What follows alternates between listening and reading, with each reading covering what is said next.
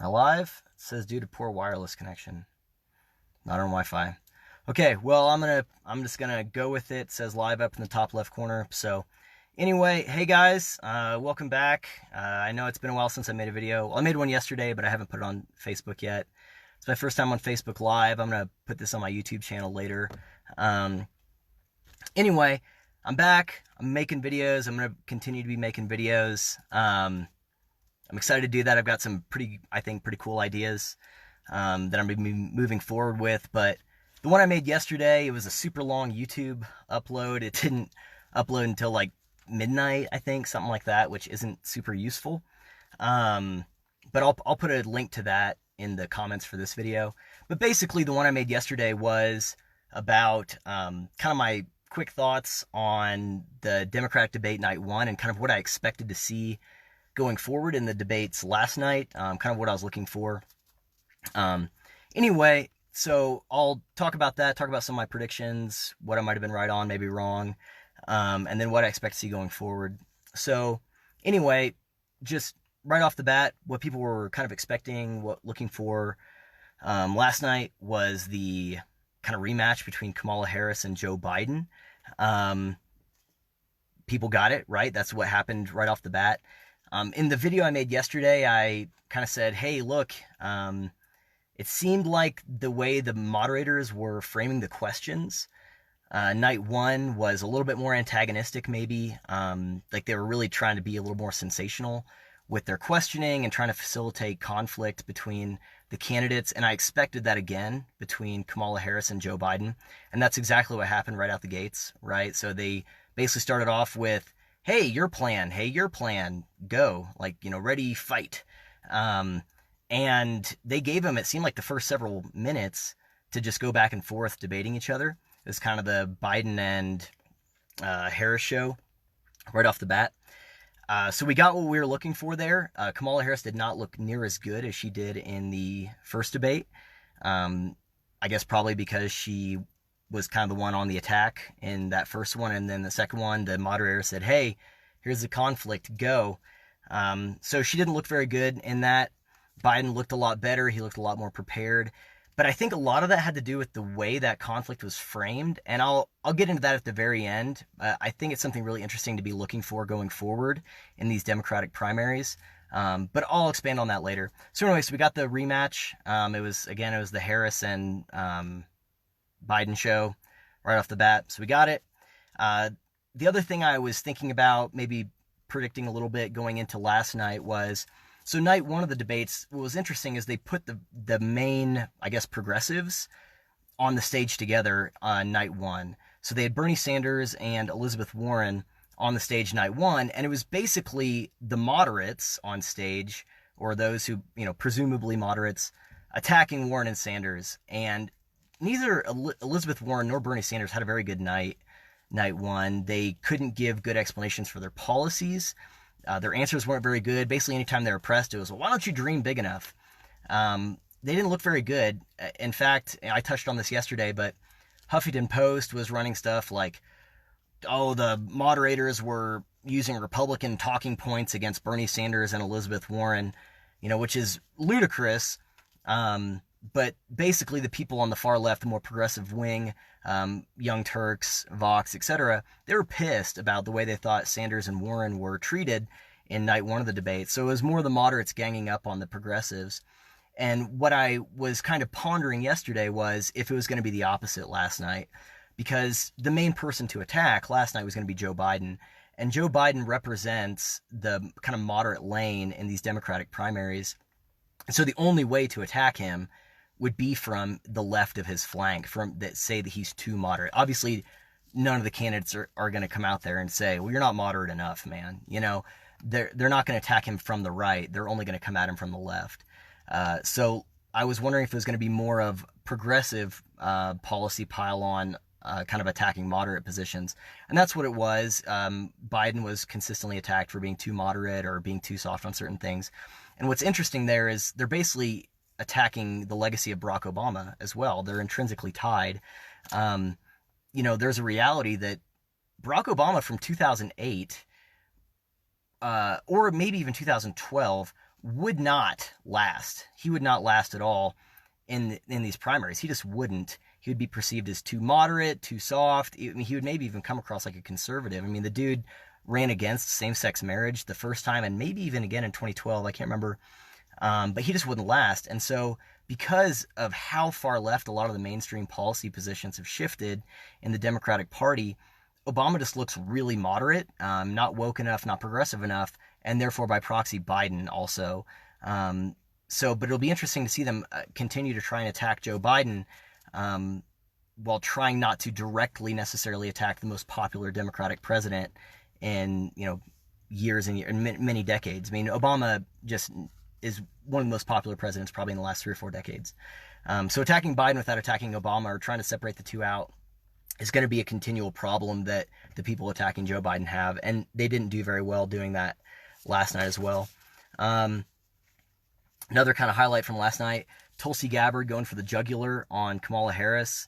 It was great.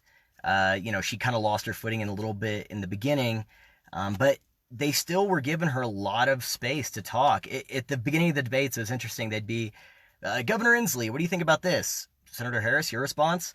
Booker, what do you think about this? Senator Harris, your response? Biden, what do you think about this? Senator Harris, your response? It felt like they just kept going back to her. But after that moment when Tulsi Gabbard went after her, she was basically done, it seemed like, in that debate last night.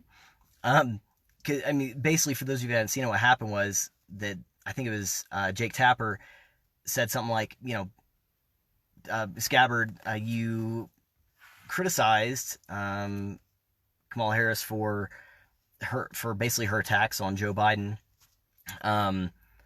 in the first debate. Do you stand by that, or what do you think about that? And instead of saying, yeah, I didn't think it was a very good idea, she just went for the throat on Kamala Harris and was like, you're a bad prosecutor, you hurt all these people, you had these apologies, you were hurting this dude on death row, all this other stuff. So Kamala Harris did not look good in that moment, and she never really recovered for the rest of the night. Tulsi Gabbard has not yet qualified for the debates in September. I think they have until the 28th of August. I think she will I think she will if she can ride the momentum of kind of that moment where, really, as reductive as it sounds, it was kind of a moment where it's like, oh, hey, Kamala Harris isn't the only really, really strong woman in this race other than Elizabeth Warren. There's Amy Klobuchar, who she has some popularity. Kirsten Gillibrand is going to be out. And it's kind of Tulsi Gabbard's way of saying, hey, dude, like, I'm here. I can do this. I'm pretty sharp. And she demonstrated that last night as a pretty big contender against Kamala Harris. So anyway, those are some of the bigger takeaways. Some of the other highlights, just things I thought were a little bit humorous. Bill de Blasio is a total nut job. Multiple times he said, we're going to tax the hell out of the wealthy. We're going to tax the hell out of the rich. And, and it's just like, dude, good luck. That's a heck of a policy position there, Haas. Good luck with that one. And he even had people there protesting him during the debates for not firing the police officer who I think was involved in the shooting of Eric Garner. So, that dude is he's out, but he had no problem going out in a ball of flames, man. We're going to tax the wealthy and all these other great positions, and he was attacking Obamacare and all this other stuff. So de Blasio's gone. That dude's totally nuts. Yang had a pretty funny line, regardless of what you think about Donald Trump. He said, what we need is the opposite of Donald Trump, an Asian who likes math. I thought that was pretty funny. So Andrew Yang, I think, did a good job, again, distinguishing himself from the rest of the pack. So I expect to see him, again, I think, rise a little bit in the polls as well. I don't know if he'll qualify in September. If he doesn't, bummer, but whatever. Kirsten Gillibrand, so she, going into this, she was in big, big trouble. I think her campaign had said that she needed a donor every second in order to qualify for the debates in September. So if that's true, she's hosed. If you go to her website, her donation page, there's like a timer ticking down, and it's like every 60 seconds, like, oh no, you didn't donate. So basically, she was just trying to do anything she could to have like a viral moment in the debate last night. So she attacked Joe Biden on an op-ed that he wrote back in 1981, and that was a total fail. No one cared. And then she's going to be the white savior, and she was going to go to the suburbs and tell all these white moms about their privilege and how the only thing keeping their sons alive when they're out wearing hoodies at night is the fact that their faces are white, which, she's grasping at straws, trying to appear as woke as possible so that she can get some support and have a moment. But as a side note, if she's right, she may have solved the increasing, honestly, crisis of unsolved murders in the inner city. It's not more police, guys. We just got to drop off big cases of white face paint in inner city Chicago and Atlanta and Baltimore and LA, and just have everyone in the hood just put that white face paint on, and no one's going to get shot there anymore. I mean, Kirsten Gillibrand solved the problem. So good for her, I guess. Maybe that'll give her a boost, solving that inner city murder problem. Joe Biden had a pretty funny moment at the very end. So I forgot who the first person was to kind of give their closing remarks. I think it was Bill de Blasio, saying that Donald Trump was a socialist, which, okay, good luck with that. He had this moment where he's like, we'll say you're the socialist, Mr. Trump. And he's like waiting for an applause line. It's like, oh crap, no one's with me on this, man. But anyway, so everyone starts off like, go to my website, and it ends with Joe Biden. And I mean, the dude's just gassed by the end of the night, clearly. And so whatever Joe Biden's trying to tell people to go to his website, please join me at Biden 30333 at hotmail.com. I think, he's clearly giving the number you're supposed to text, but it's, as a website, and he just, it doesn't help him to look like that grandpa who's like, how do I check my text messages? How do I do that? So that doesn't help him at all. It's pretty funny. In the video I made yesterday, I was wondering if Don Lemon was going to find a way to top himself with his idiotic line of questioning that he did in night one. He didn't top himself per se, but I do think he tied himself. So basically, here was how the questioning would go. So Dana Bash would ask something reasonable, Jake Tapper would ask something reasonable, and then Don Lemon would frame every question with, given the fact that the president is a brutal racist Nazi who's murdering children in the street, what should we do about climate change? And that was just how he framed every question, was, given the fact that this orange president is actively trying to murder you in your sleep tonight because of what a racist he is, what should we do about the economy?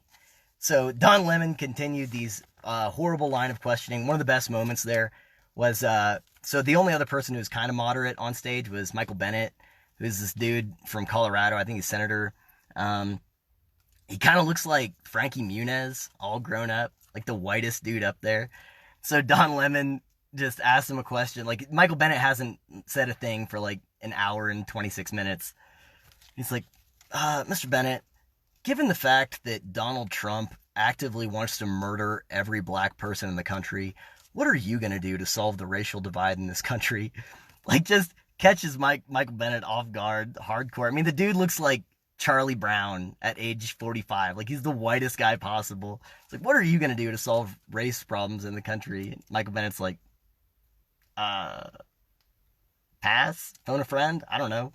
So Don Lemon definitely tied himself for being a horrific moderator. It was pretty funny. The other, I guess the last thing that was pretty humorous last night was there were several times that someone would mention a Republican talking point. And basically, you pretty quickly realize that Republican talking point was code for, I don't have an answer for this, man. So night one, anytime Sanders or Warren was pressed on something, it was like, why aren't you dreaming big enough? Why can't we dream? I thought we were going to genetically create unicorns and give them to every person in the country. And why aren't you dreaming? And the line last night for I don't have an answer was, what's with these Republican talking points? A great example was Julian Castro, who was in the Obama administration. I think he was a HUD director. There was another person in the Obama administration, I can't remember who it was, but who basically said, look, if we decriminalize crossing the border illegally, we're going to incentivize people to come here more. And Jake Tapper asked him a reasonable question, like, are we going to incentivize people to come here more if we decriminalize it? which is a very simple question. And Julian Castro, open borders is a Republican talking point. And it's just punt, you know. I think Cory Booker said the same thing at one point, maybe. I know Kamala Harris said it as well. So it's like, you know, here's a Democrat criticizing you, and your answer is, what's with these Republican talking points? So it just kind of became the catch-all for, I don't freaking know, man. I pass. You know, it's kind of like you get pulled over by a police officer. Sir, why were you going 20 miles over the speed limit in a school zone? Officer, what's with these Republican talking points? I mean, really, we're here to beat Donald Trump. So that was pretty funny. So, main takeaways. First off, I think Kamala Harris is in trouble. She might recover. We'll see what happens. She's, like I said, she's already qualified for the debate in September. But I think she's in trouble. That's the first one. The second thing is that, again, people are kind of saying that Joe Biden, he did emerge as, he weathered the storm, he emerged as the moderate, he's still the moderate. I don't think so. I think that even though Biden said things that maybe could make him seem like the moderate, or the fact that he did okay, or weathered the storm, so to speak, I agree, she's done. Probably. But he also said things that I think will absolutely come back and bite him in the butt that are far from moderate positions. So 2 examples. One, he was asked, is there any room for fossil fuels in your administration? And he says no. Oh, we'll work it out, but no. Dude, that's coal. That's natural gas, which heat and power tens of millions of homes in America. Petroleum, that's not just cars. That's what fuels our airplanes. That's what fuels, stealth bombers, all of these things. So that's a very radical position. Like, yeah, we're just going to get rid of fossil fuels, all of them. We don't know what's going to run our stealth bombers, but we'll figure it out. That flux capacitor thing that Doc Brown invented, can we use that? That's pretty radical. I think that'll come back and bite him in the butt. That's not moderate in the slightest. The other thing that he said that was pretty radical, the Hyde Amendment. So Kamala Harris pushes him on, why don't you support the Hyde Amendment? Or why did it take you this long to, be against it or whatever? Like, the Hyde Amendment is basically saying, hey, we're not going to use federal tax money to pay for abortions. So a person whose, federal income tax was collected in Missouri is not going to pay for the abortions of someone in Oregon, which is, by the way, an extraordinarily unpopular position in America. That it's unpopular that federal taxpayer dollars would pay for other people's abortions. Very few people support something like that. But Biden's like, I don't like that. I've finally come around, and Kamala Harris is pushing him on it like it's some type of controversial thing to be against federal taxpayer dollars to pay for other people's abortions. So I think that's a pretty radical position. So to say that Joe Biden emerged as a moderate, I think is not accurate at all. And I think some of those things are going to come back and bite him in the butt. And particularly out on the fact that whether it's last night or the night before, where they're saying, well, yeah, and we want to provide these things for people who enter the country illegally. Poll the average American and say, do you think that your federal tax dollars should pay for the abortion of an illegal immigrant? Extraordinarily unpopular position. So to say that Biden is a moderate while saying some of those things, obviously the moderators at the debate are going to let all of that slide. But I think those are going to come back and bite him in the butt, and that his moderate chops, so to speak, aren't as strong as you would think. And then here's the final thing that I think is pretty fascinating to think about going forward. In terms of just the framing and as these primaries continue to be winnowed down. So, as I said earlier, HuffPo, Young Turks, and them, they were pissed about the way it seemed like the moderators were not on the side of Elizabeth Warren or Bernie Sanders in the first night. And they didn't seem to be. It seemed like they were trying to highlight the unworkability of a lot of their positions, particularly healthcare, college tuition for everyone, etc. And last night, so think about this, the way that they framed the debate between Kamala Harris and Joe Biden, they were going to do it, but they framed it in the context of healthcare. So what they could have done is right off the bat, they could have said, used what was the thing that Harris was strong in the first night. They could have said, hey, this thing with busing, Biden, have you changed your position? Are you still a total racist piece of crap? What's going on? But they didn't. They instead framed it in the context of something where Harris was weak and Biden was strong.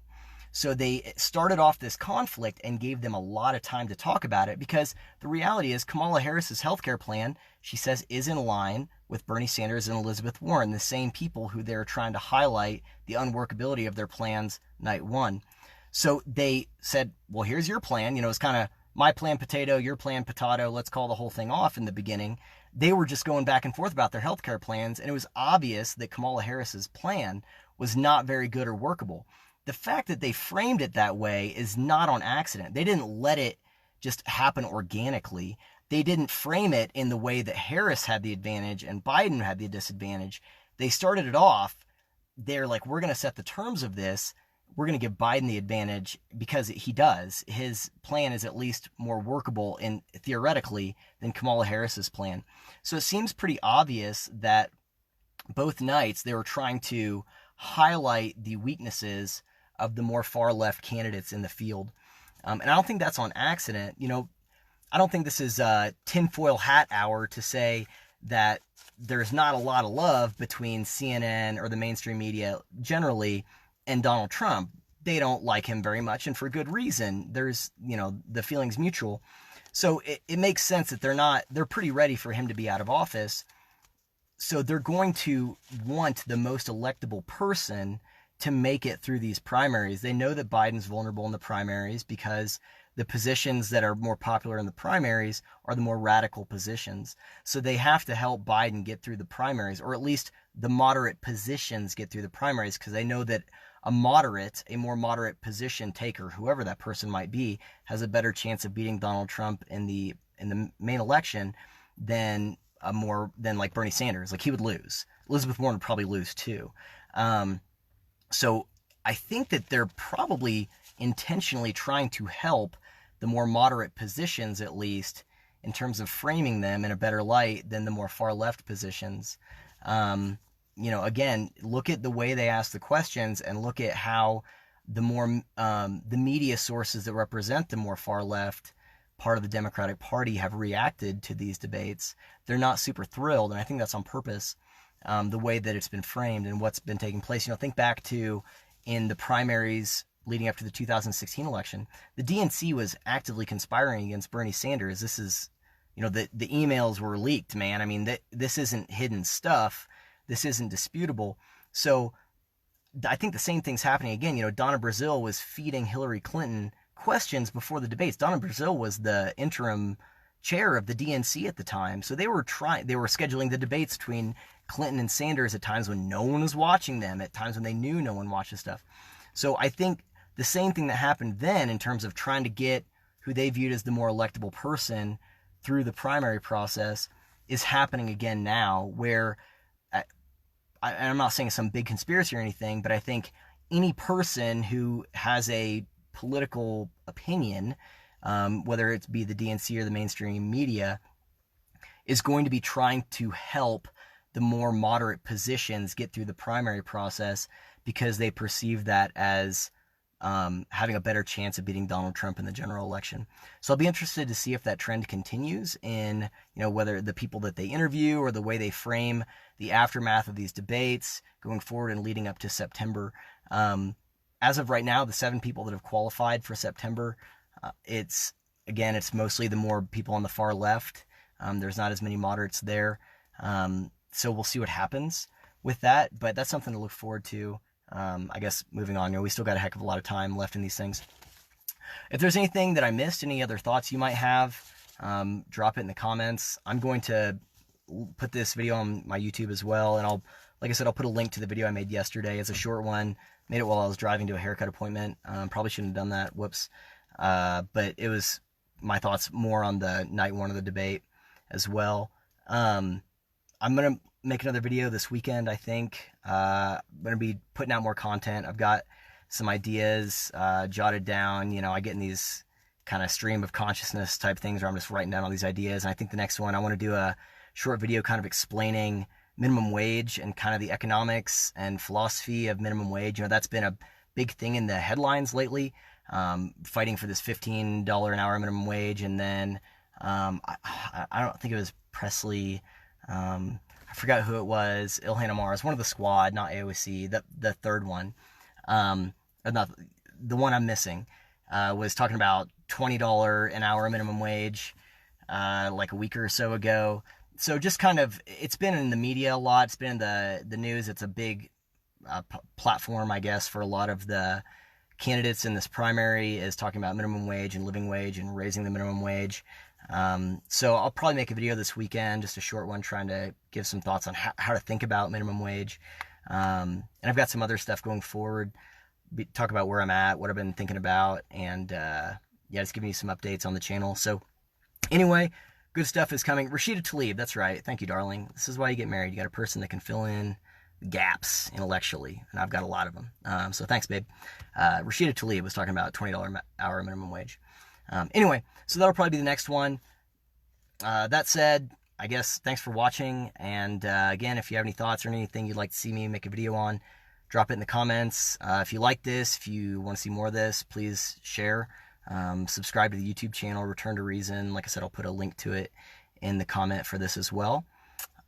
So yeah, I guess that's it. See you next time.